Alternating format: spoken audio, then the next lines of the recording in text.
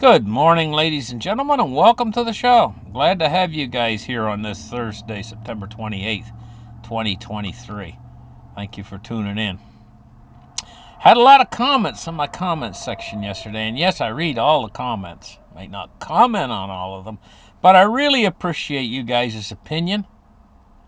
And I also learn things from the comments section. So, thank you very much.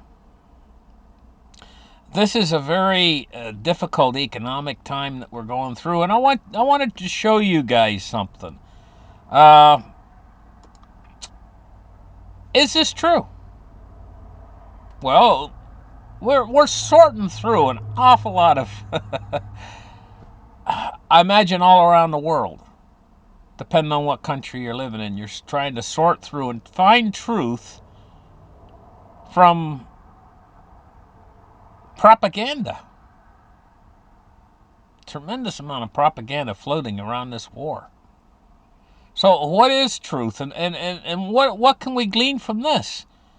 It says, why is the West embarking on highly aggressive policies? Neoliberalist cabals are in control of the West.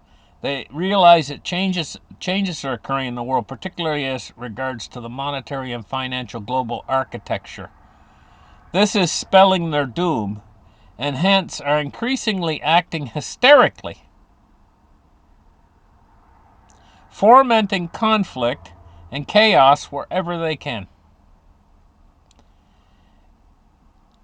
In its dollar hegemony, dating back to World War II, Bretton Woods era agreements, the Nixonian removal of the international gold peg that has allowed the U.S. to attempt overcoming its massive trade deficit and its public debt at $33.1 trillion and growing only by selling trillions of dollars of treasury bonds to foreign countries, especially China, Japan, and Korea. Has the U.S. been able to straddle its globe with hundreds of military bases and other facilities it relies upon to secure a world order friendly to its interests? For decades, foreign countries have needed dollars in trade for petroleum and other commodities. But with BRICS, that imperative may end sooner rather than later. Secretary of the Treasury Janet Yellen has said this will never happen, but other policymakers are seeing the writing on the wall. Are the prospects of BRICS so serious that the U.S. could launch World War III against its main power, Russia, China, and now Iran, in a last-ditch act of desperation as the entire world order veers toward collapse? Question mark. So that last sentence I just read is a question that they're asking here. Are the prospects of the BRICS so serious that the United States could launch World War III against its main powers, Russia, China, and now Iran, in a last-ditch act of desperation as its entire world order veers toward collapse? That's a big one. It's a big mouthful. But this is serious business going on now. I never thought I'd hear myself say this, but perhaps it's why I'm doing these shows on my alternative channel, Delta Report, where I'm talking about things like radiation. I'm going to get into talking about EMPs. I'm talking about, basically what I'm doing is I'm laying it out week by week, what it would be like in a theoretically, if an all-out nuclear war were to start, and we would be involved in an all-out nuclear war. What would it be like for you personally, and what could you actually expect? And would you even... Look, it's not necessarily true that even if you live in the United States, which is probably the most targeted country by the BRICS, I mean, let's face it, if North Korea, Russia, China is targeting their nuclear weapons, where do you think they're targeting them? Most likely. Just saying. So, what would you expect if you're in America? Did you know that we could have an all-out nuclear war in America, and if you're in certain spots, you might never see a mushroom cloud. You might never see any fallout. But does that mean it's going to be a picnic to try to survive after it's over? Because you know the telecommunications will be gone. You know the power grid will be gone after a nuclear war. And with those two things gone, think about the implications to you and your life and your family and everything else. Even if you're living out in a place where you don't see any, and you can only see them for about a nuclear strike on a city. Say a particular city gets struck with a nuclear bomb. If you're more than, say, 80 miles away from that, you're not even going to see the mushroom cloud or hear anything or know anything happened. Because the way the world is, I mean, I used to go to the beach down in Florida a lot. I grew up in Florida. And when you see thunderheads, you guys lived anywhere in the southeastern United States or anything like that, you know what a thunderhead is. It is an enormous cumulonimbus cloud that has thunder coming out of it. It towers into the sky for the longest way. I often at the beach, look at thunderclouds off in the distance. Maybe they were off from Florida. Maybe they were off 100 miles away. And the bottom half of the cloud, you can't see it. Because it's down below the horizon. You only see the top. And you get out about well in excess of 100 miles away, you can't see it at all. It's out of your line of sight. You can only see so far into the distance, And I mean, so if these nuclear bombs, if you're out in the middle of, say, some state, like, say you're in western Texas, which is one of the places that's probably absolutely not a target. There's probably an area in West Texas where the nearest target would be like 400 miles away. You wouldn't see them. Just saying, you wouldn't see nothing. But you would feel the effects because your cell phone would go dead. Your internet would be gone. The power grid would be down. And you wouldn't know what's going on. You'd lose communications with the rest of the world. So I'm doing shows on my other channel. I'm talking about this very subject. What would it be like if you're on the ground? And a lot of people think, oh, it's the end of the world. I might as well give up. Throw my hands up in the air. It's over. Oh, no, it ain't near over. This is a sort of thing that would only last about 2 days. An all-out nuclear war would only last about 2 days. It wouldn't happen again. And when it's over, it's over. And then the world starts to recover from it. And you can start to recover from it too. You can survive this thing. And this is what a lot of people don't realize out there. And so that's why I'm doing these shows on my channel. It's not an absolute thing that nuclear war is coming.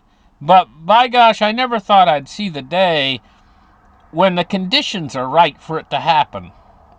It's kind of like I'm a weather reporter, and the weather reporter comes on and he says, you're not necessarily going to have tornadoes this afternoon. But the conditions are perfect for the development of funnel clouds in your area. Right? That's what I'm telling you guys right now. You're not necessarily going to see a nuclear war. But we fell into a spot or an area in history right now where the conditions are right for it to happen. And I'm like the weather reporter. And I'm telling you that two nuclear superpowers right now are coming to loggerheads. And, that's kind of why I read this article to you guys right here. It says why the West is embarking on highly aggressive policies. They're protecting the petrodollar because they know that they cannot maintain this enormous machine without the aid of the petrodollar, which gives them this exorbitant privilege. The privilege that Rome had. and the Roman Empire had, of all the countries on earth had to pay tribute to Rome, which was basically money for nothing. They didn't get nothing in return. Yeah, and this is what they call taxation without representation. That's what America fought against in the Revolution, was taxation without representation. But, I mean, this is a tendency of powers, world powers, is to use military might to maintain, and that all costs money. And that's where the treasury comes from. The treasury was to pay for the wars, and how they did it was with gold. And then I'm talking about in ancient times and stuff. Okay, moving on here. We're taking a look here at pending home sales in the United States. You know, this is one of the things, when this gets bad enough, the real estate market starts to really, they're using the term here, puked. Oh, they haven't seen nothing yet. These interest rates are just going to kill the real estate market. And in fact, it's going to cause a crisis, because a lot of people paid in the top of the market. They bought in, bought themselves a home and stuff. And a lot of them are not even locked into a fixed rate mortgage, variable rate mortgage. And now these interest rates are going through the roof, and there's no early end in sight. I suppose when interest rates get high enough, like, that treasuries will start to look more attractive when they get a very high rate of return on them, if they go up high enough, But this could cause a problem very soon down the road that would be akin to the 2008 real estate crisis, It would probably look very similar.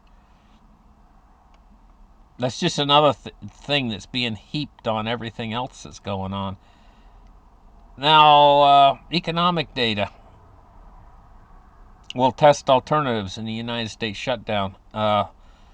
Their economic data is going to shut down, I guess, too.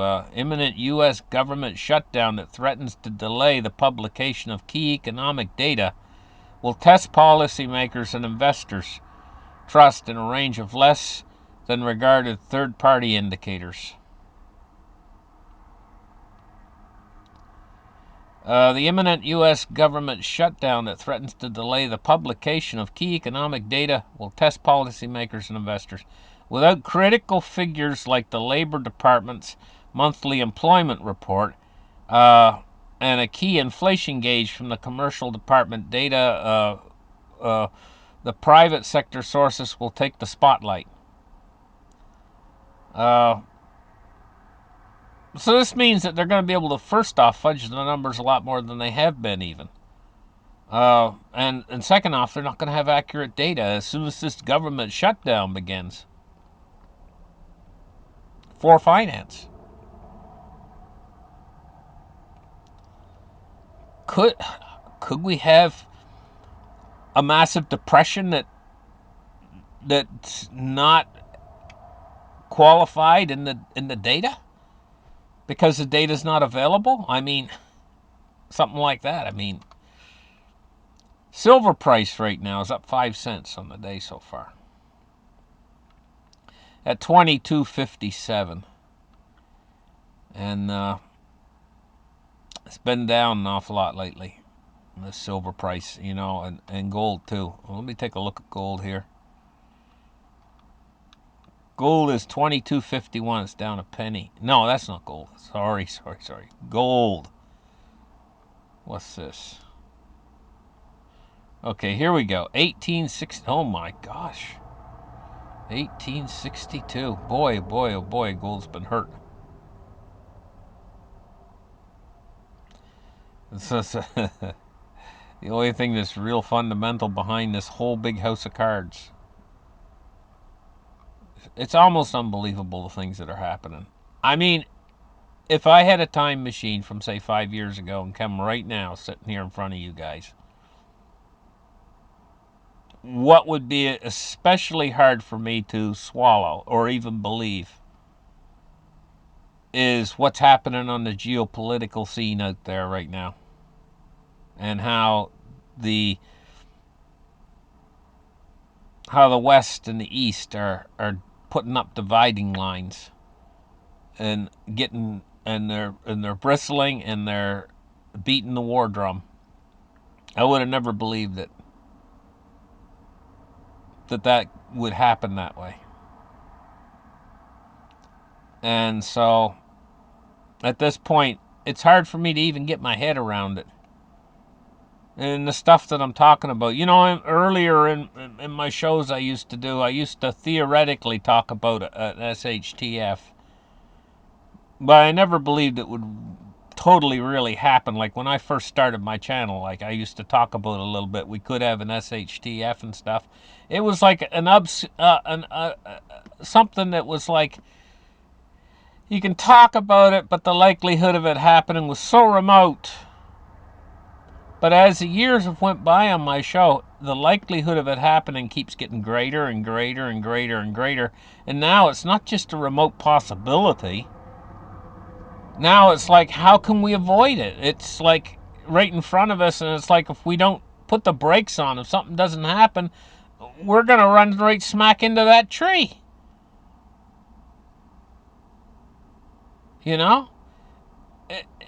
It's like all the politicians are like a drunk driver behind the wheel. They're going 80 miles an hour. We're headed right toward a tree. And just before you smack into the tree, you say, now it's not a remote possibility anymore. I mean, it's like dead in front of us. And unless something stops us, unless we divert, unless we swerve or something, we're going to go smacko. And it's going to be just that fast. And we're all going to feel the impact just that quick. And so, this is why people are starting to see this now. And this is why everybody's starting to become a prepper, or starting to. A lot of people, those people that have common sense, and they know what's happening out there right now. Of course, a lot of people are in the dark and they just don't know. And they're just going about their lives like they always have. But what happens when everybody starts to become a prepper? Then there's going to be nothing left to prep on. It's just going to be empty aisles in the stores, and everybody will be panicking at a certain point. When does a panic switch hit for the general population? At what point do they say, hey, this is something that's... Or do we even get to that point? Because maybe we'll just go right in from where we are right now, where most people don't know what's going on, to smack go right into the tree, and they don't even have a chance to panic. What can I say, guys? Dow Jones Industrial Average, it's up 188 points today at 33,738. Talk about giving a sense of security, a sense of everything's okay. This market's a Teflon market, and it does give that impression. I mean, it hasn't budged in ages. Made its top of 36,000, and it's been hovering around 33,000, 43,000 for months and months and months.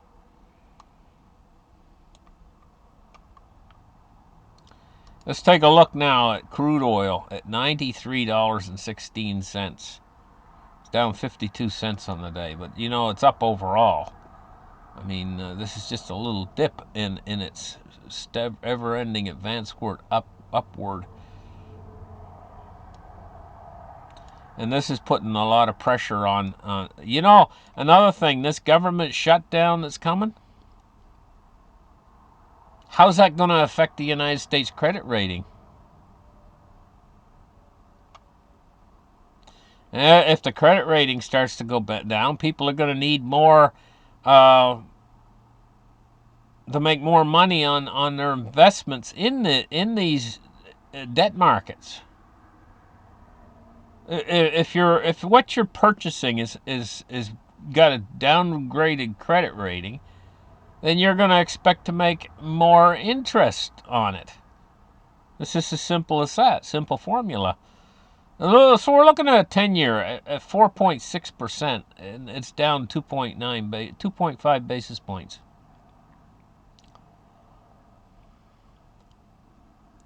So if these yields do get high enough, first off, that 10-year goes over 5%. We got big problems in the system that is going to start to crack everything up. This is a much bigger market than the stock market. I think it's something like 10 times bigger. The debt market. How did we get into a situation where governments are allowed to actually, like a corporation, sell shares? And why does everybody want shares of a defunct corporation? Only one reason is because they got a money printer and can print as much money as they need. But what's that money going to be worth ultimately in the end? It's basically a defunct corporation, or a corporation that's so deep in the red it'll never get itself out. And how did the government? This is another thing: is how did all these governments start to be able to sell bonds? What in the heck is that? I'm not going to get into that. We all know what bonds are, but it's the biggest racket ever. 106.04 is the dollar index today, and it's falling today. The dollar losing some steam. But just like the bond market right now, the bond yields are falling, the dollar falling. It's still in it's still in that same mode of where ultimately it's going. Thank you guys for listening to my show. Like and subscribe. We'll catch you guys in the next episode. Have a great afternoon. Bye bye.